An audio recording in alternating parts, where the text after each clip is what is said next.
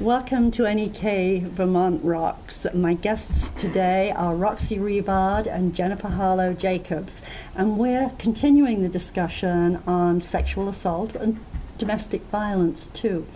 Tell me, guys, where you're from and what you do. Go ahead, Roxy. Well, I am from Troy, and right here in Orleans County, and I'm the program manager for Umbrella's advocacy program here in Newport on East Main Street. We have our office, and we serve victims of domestic and sexual violence throughout Orleans County and northern Essex. Great. I work for Newport Police Department. I'm a detective. I'm assigned to the Orleans County Special Investigations Unit. So for the past 22 years, I've been investigating crimes against women and children, but more specifically since 2010. It's a lot of years of experience between you. So if a woman, and I'm using women here because this is predominantly a crime affecting women. I'm not minimizing the impact on families or on men, but let's stay focused on women. If a woman is sexually assaulted in Newport or in the Northeast Kingdom, what does she do? Where does she go first?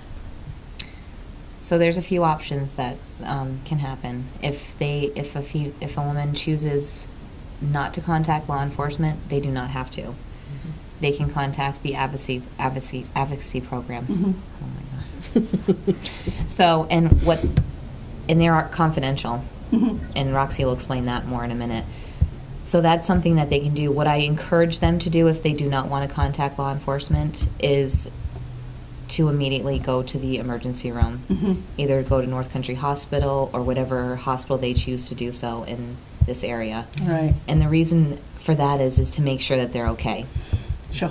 And there is a lot of different resources for them there. The SANE kit, which is a sexual assault nursing exam, they don't have to necessarily go through the entire exam, but there's different resources that can be given to them. They're going to be given possibly pregnancy testing to make sure that if they are pregnant or if they're pregnant, what that can look like for them. Medication to help against sexually transmitted diseases. And then again, just to, if there is any injuries or there is any, just to document all that evidence so that they're able to, in the future, if they want to report it to law enforcement and move forward with that, then they can. What happens is that kit remains anonymous. Okay. So once that's done with the SANE exam, that nurse will package everything up. It'll have just a kit number on it. They will contact the local law enforcement agency. They will go and retrieve the kit, no names or anything on it, and then they bring that out to Waterbury to the Vermont Forensic Lab, and that is processed. Okay. So it's really, really important that that gets done to make sure that she's okay, Right. that there's any evidence collected, Right. to make sure that that's done. So in the future, if that is chosen what to do to go forward, then we're able to do that more effectively.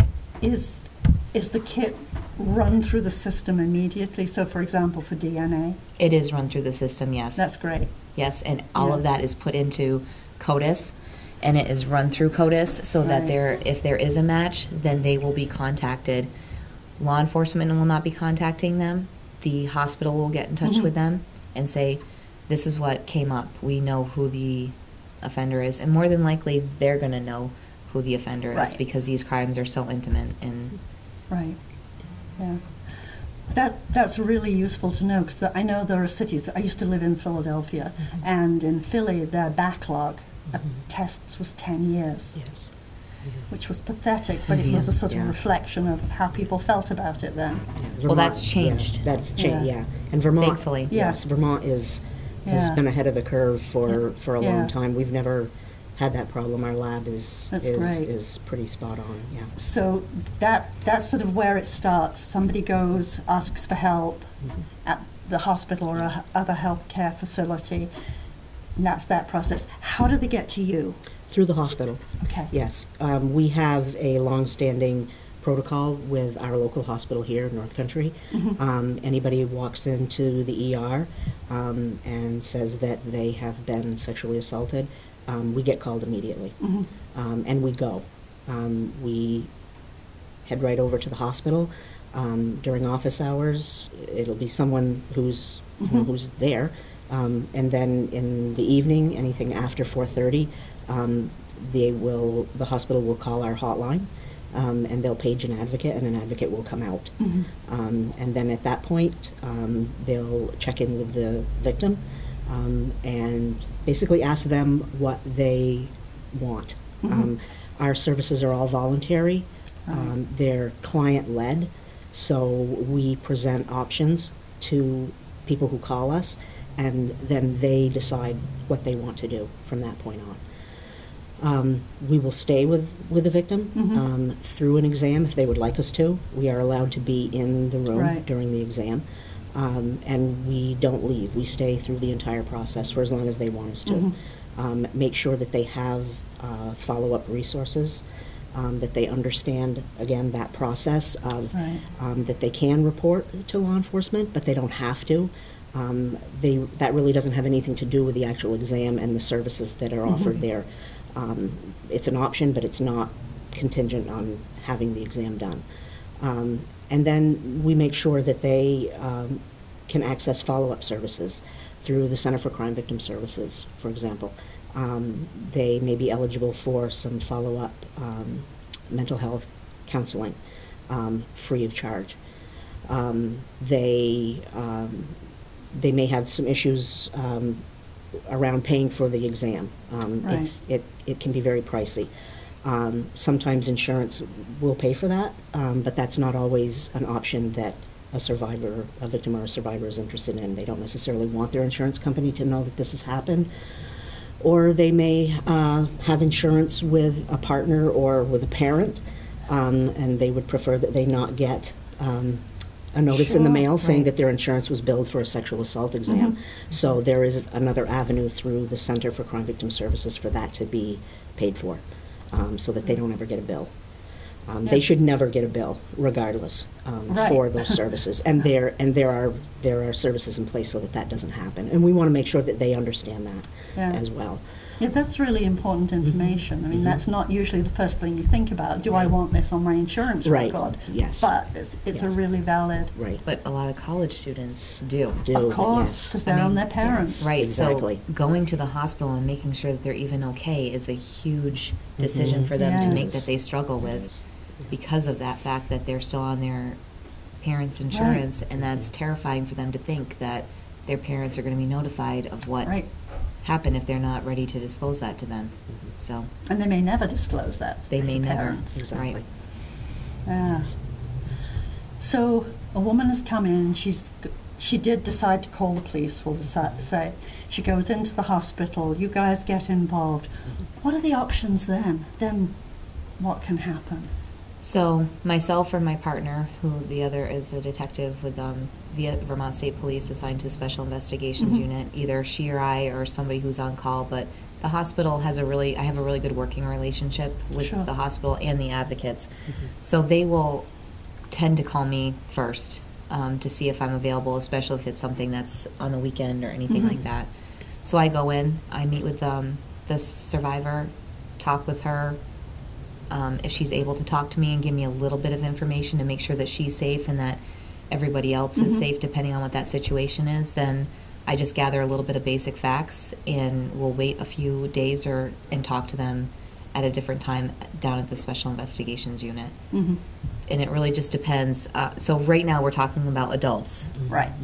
Yeah. So because dealing with children is very different. A whole but different ballgame. Adults right now is very... Even if they do choose to contact law enforcement, it still is very, it's led by them. Yeah.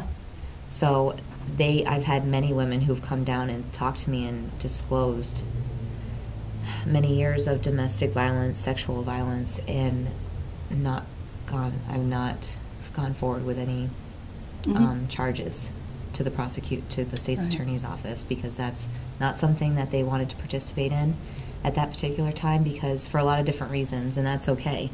But a lot of I feel like they disclose that information because, one, they want us to know, so that somebody knows, and if this person continues to do this, at least we're aware of it, and we're not blinded by, oh, this may have just been a one-time thing, which we know is very rare it's anyway. Never a one-time thing. Right. But the general public doesn't see it because you only see it when something really, really bad happens where it hits the papers or they leave or it hits the news or they're in court or something. And everybody's like, oh my gosh.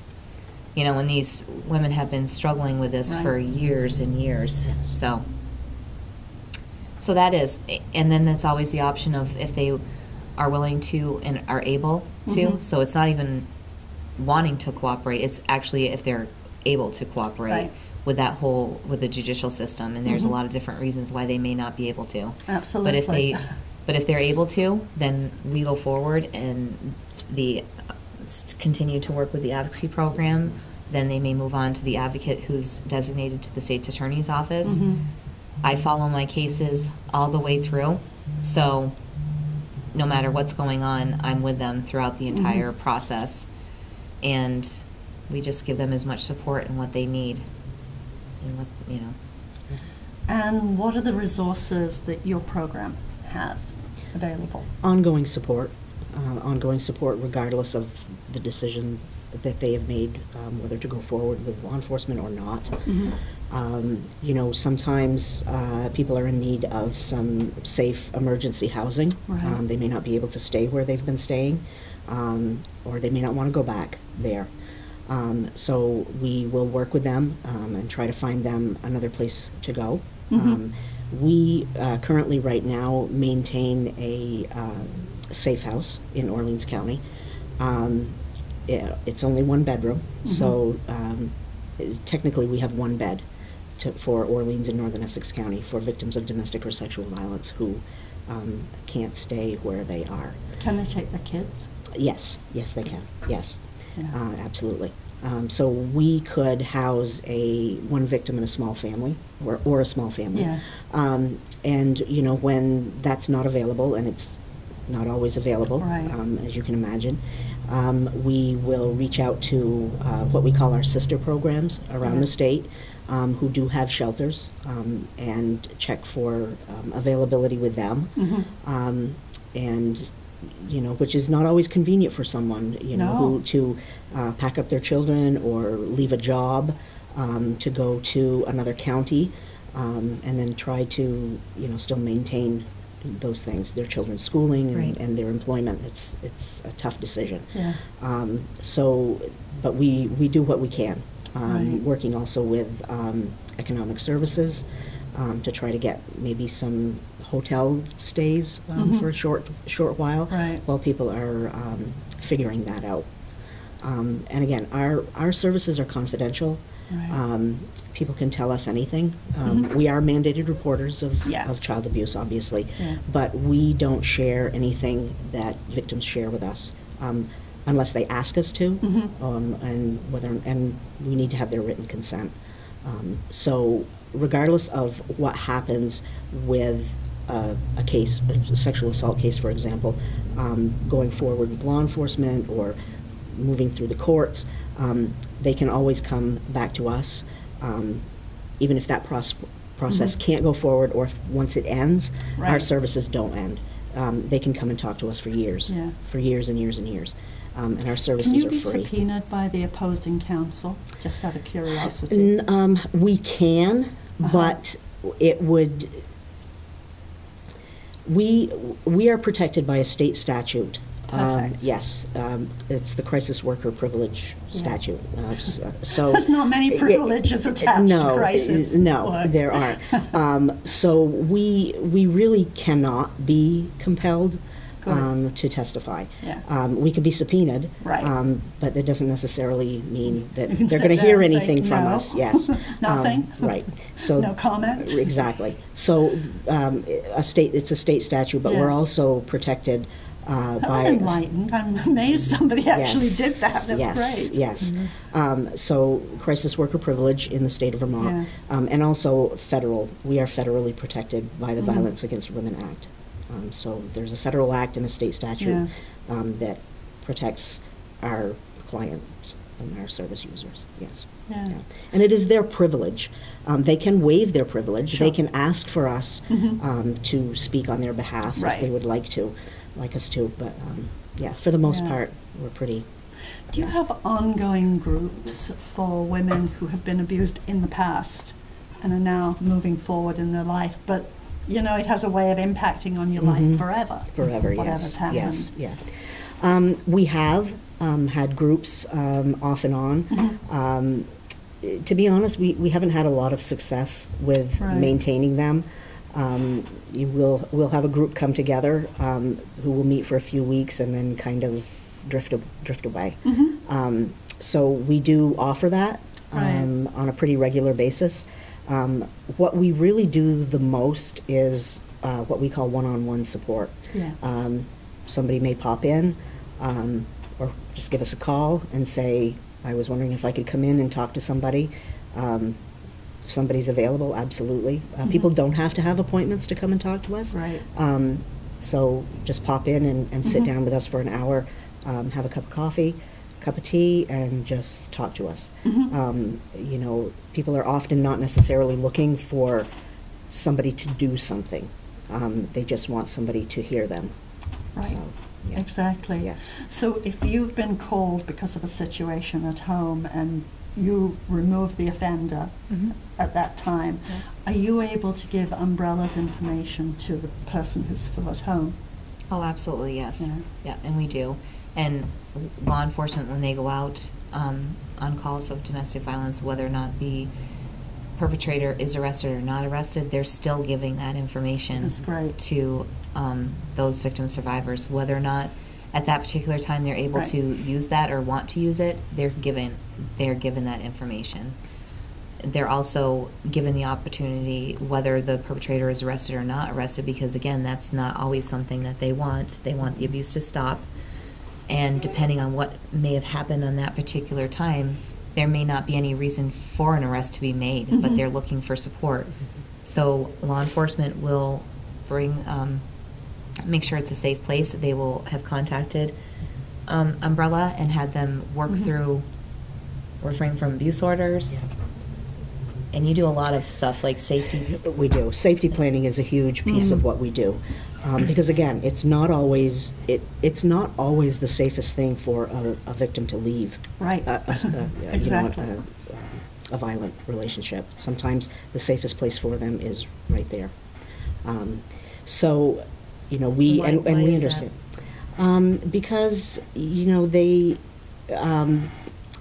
victims who are in a violent relationship, in an abusive relationship, their safety planning really 24 hours a day.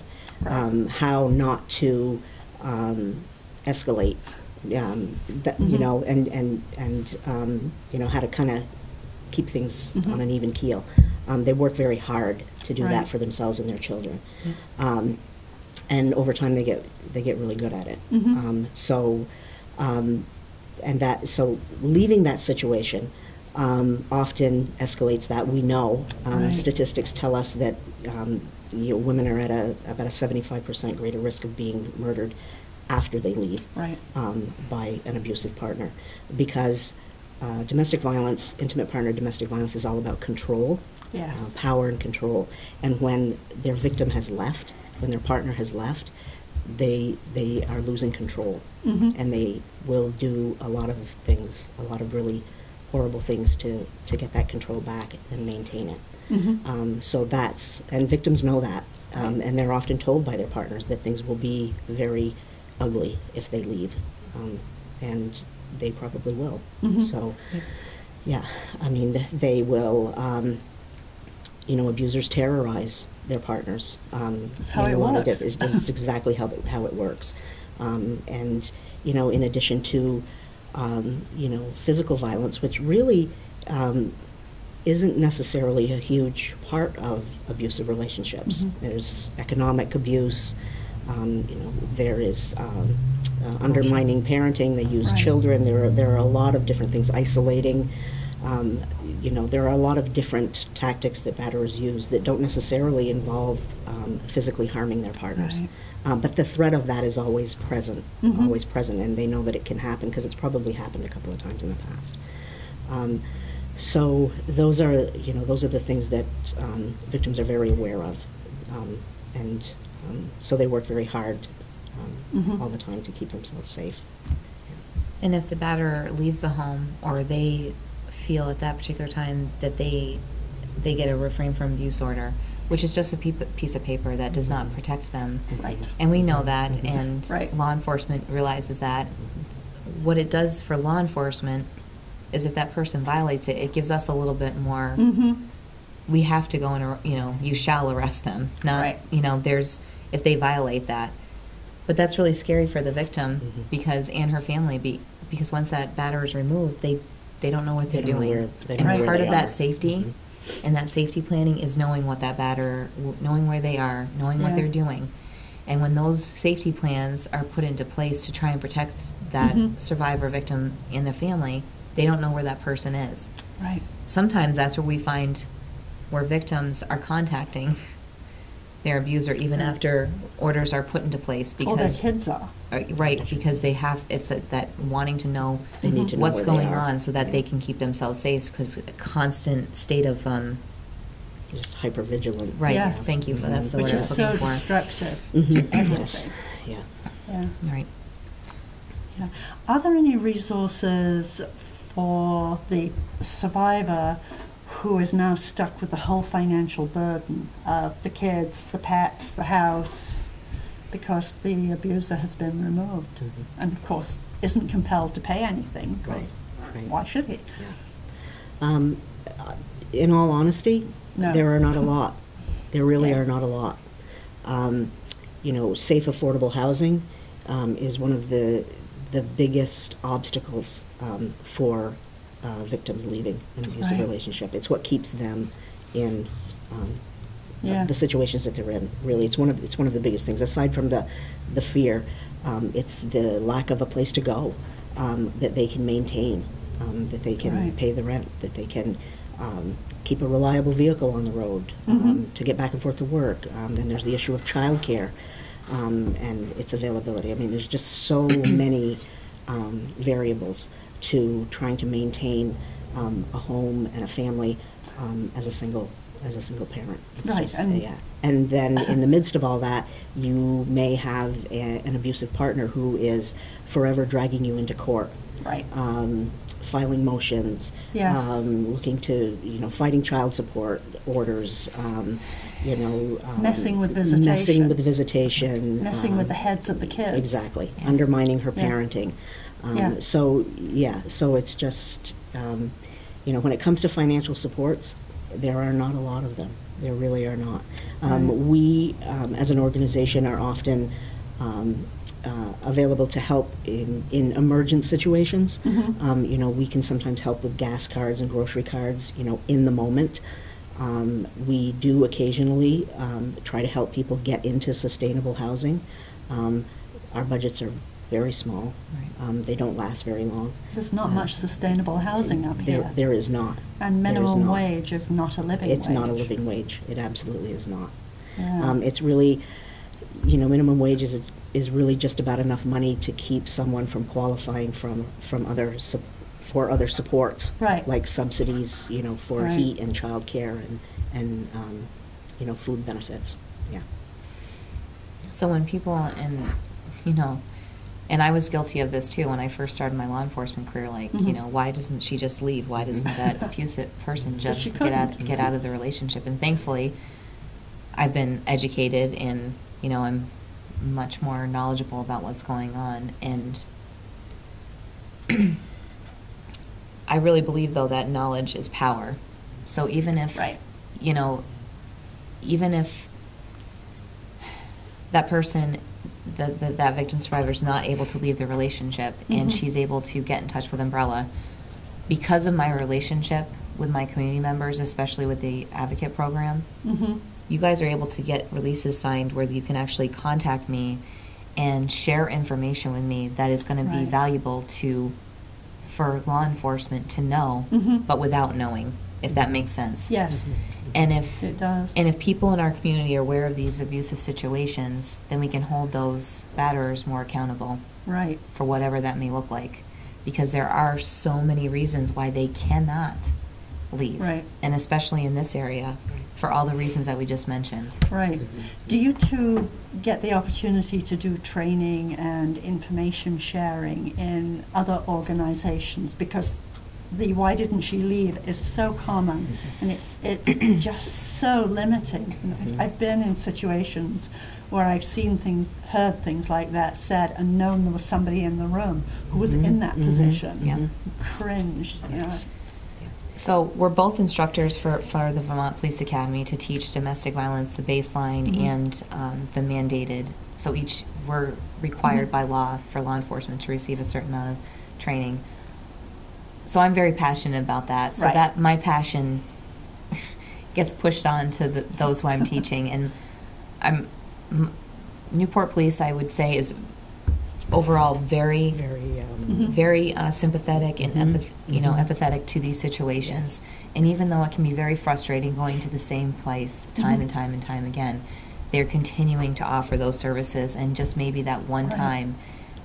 But they also understand. And when you live in a community like Orleans County, which is very small, we get to know what those dynamics are. Yes, so it's a lot easier for us to understand, some of us.